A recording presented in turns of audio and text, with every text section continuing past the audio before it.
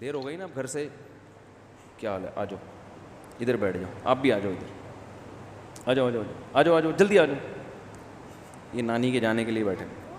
امی بلا رہی ہیں. امی کا کام ہے بیٹا بلانا. وہی ہے نا حبتی یملؤ, متنبی نے کہا تھا نا دوستوں کا کام ہے پلانا, ہمارا کام ہے نہ جانا.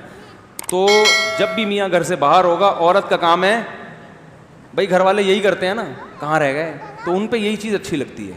آپ کا کام ہے آپ اپنے کاموں کو دیکھو بھائی, یہ تھوڑی کہ جب آڈر آیا گھر جا رہے. تو کیا بات چل رہی تھی یار,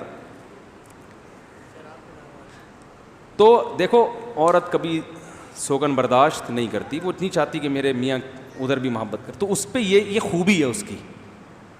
اور آپ کی خوبی ہے کیا پرواہ نہ کرو, آپ بولو بھائی بیگم میں ایک اور لاؤں گا لیکن تم سے محبت میں کمی نہیں آنے دوں گا, یہی میرے خاندانی ہونے کی علامت ہوگی.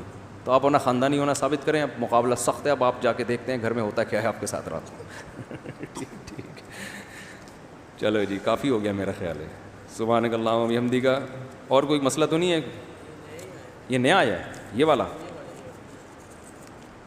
اچھا بھائی مفتی صاحب میرے 2 سوال ہیں. بٹ کوائن کے بارے میں علماء کی کیا رائے ہے؟ کیا کوئی شخص ان کے چینل مطلب کمپنی بٹ کوائن کے بارے میں نے بیان کیا, ایک ریکارڈ کروایا جمعے کو.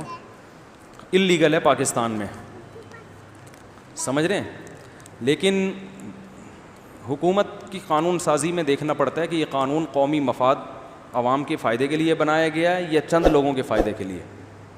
تو یہ آپ کو ماہرین معیشت بتائیں گے.